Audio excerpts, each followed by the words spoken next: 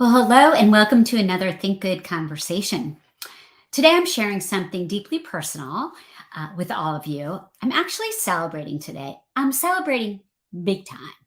And the reason I'm celebrating big time is that 365 days ago, I had massive surgery on my neck. It was actually my third major spinal surgery on what I like to call my little scrawny gooseneck. And it was a BFD. It was a big freaking deal. Actually, this last surgery I had at Temple University, and they did three surgeries in one.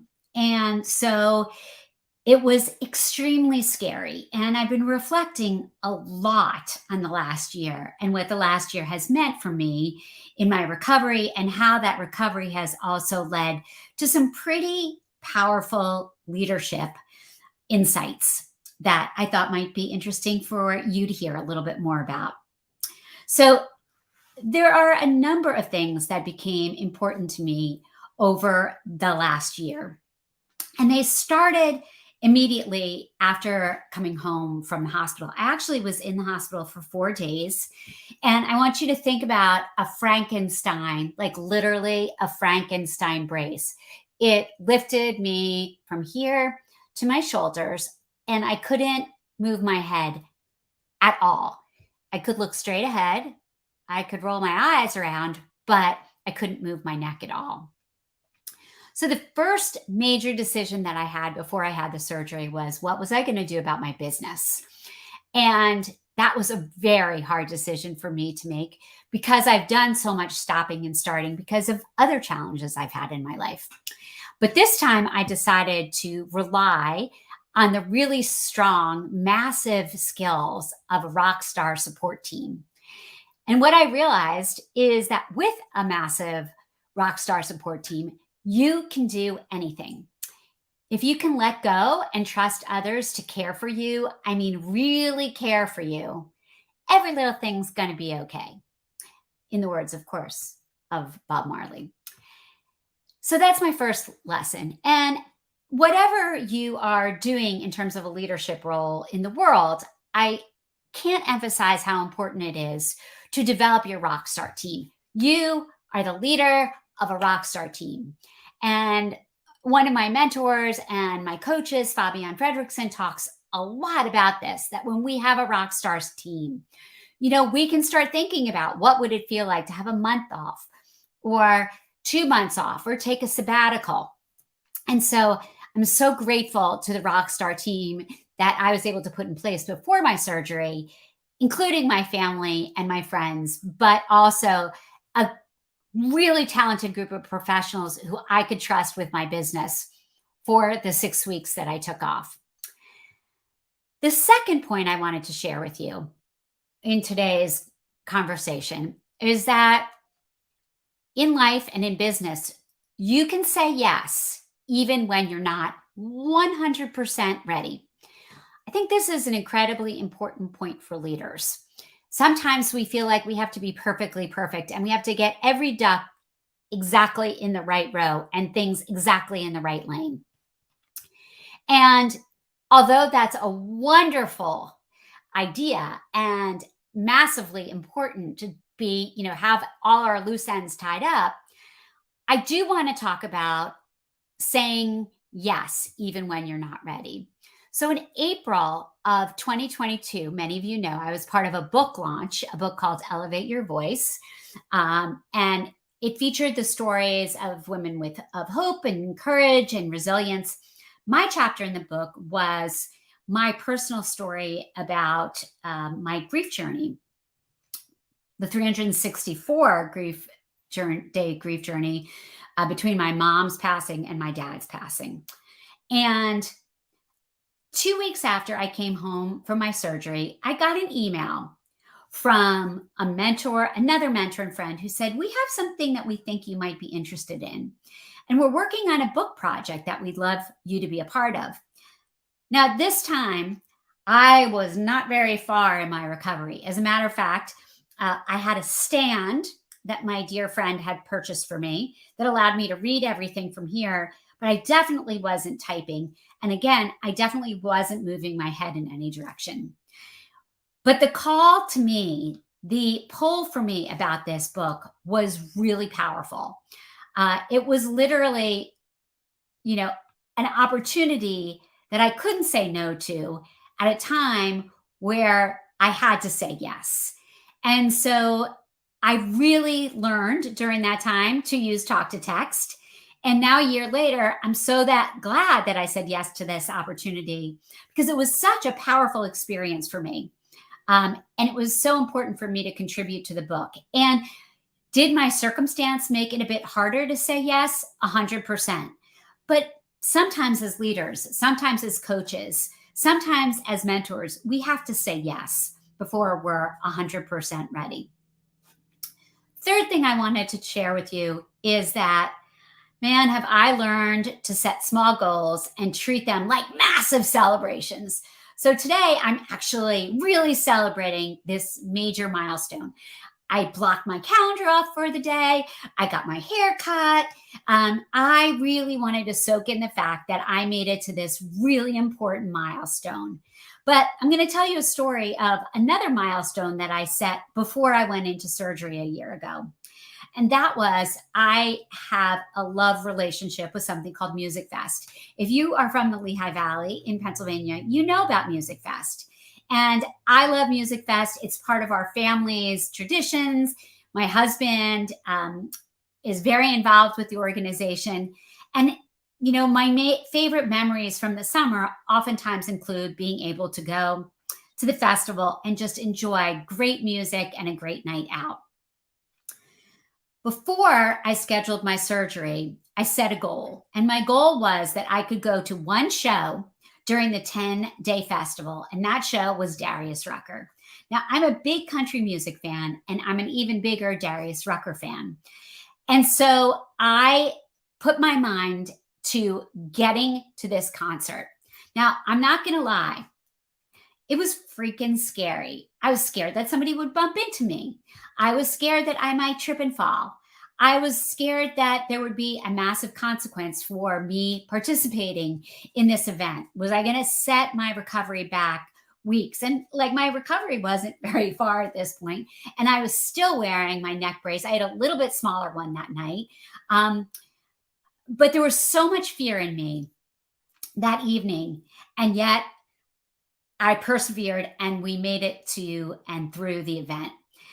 And I feel this is such an important story because, sometimes we can't say, I'm going to recover from a surgical procedure or I'm going to recover from a bad time in my business and just create some massively huge goal. It just doesn't work like that. But what we can do is continue to create small goals, small achievable goals, and then we can celebrate the heck out of those wins. And if you know anything about me and the Think Good Company, you'll know that I'm really into this concept of setting small goals and celebrating in bigly ways. I just think it's really important for us as leaders and also for the people that we work with.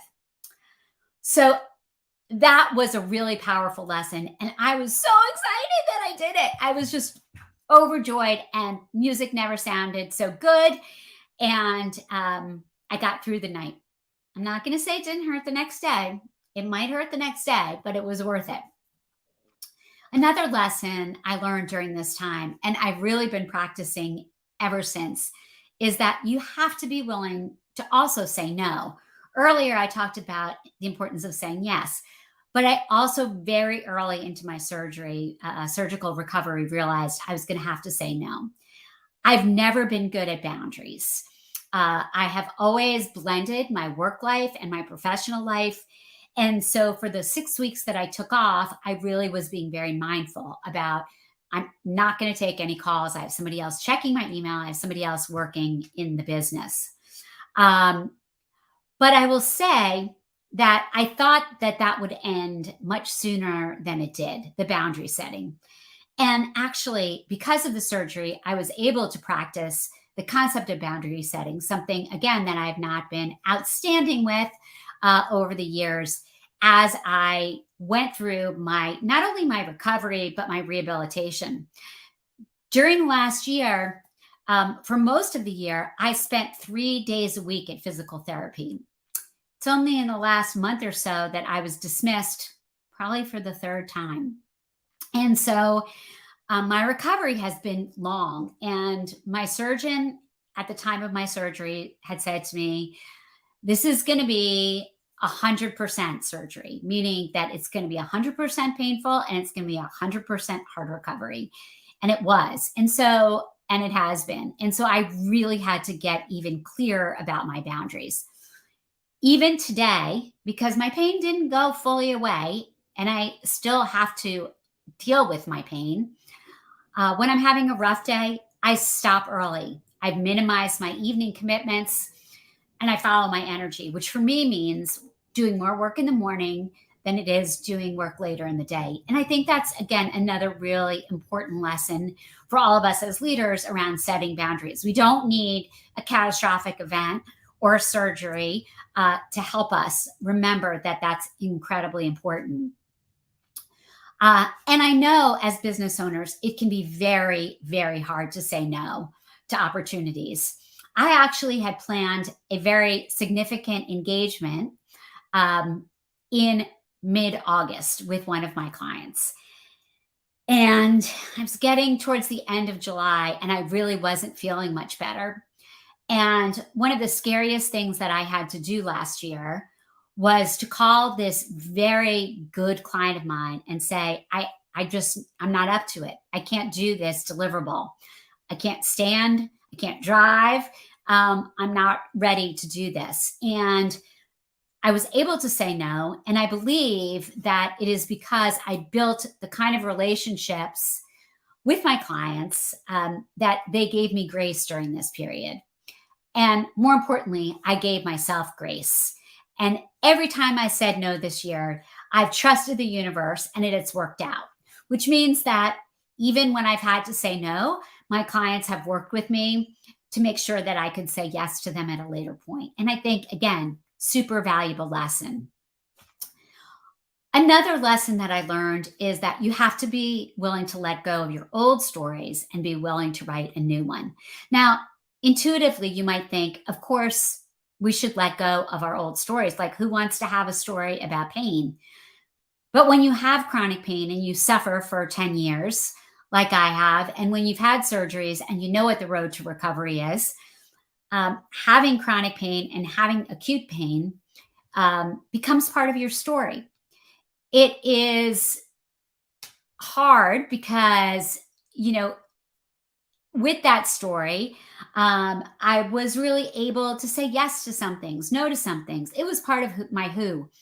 And what I've had to do since this surgery, what I've been determined to do, which has been as important as the physical recovery, has been the mental recovery of changing my story about pain. I'm not going to say again that I don't have pain, but I don't allow it to control my life anymore. And I don't allow it to be the narrative of my life. And I think that's really important. I don't allow pain to be the narrative of my life. It is part of what goes on for me, is something that I manage, but we are all capable of creating a new story. And then finally, I want to talk about redefining success on your own terms.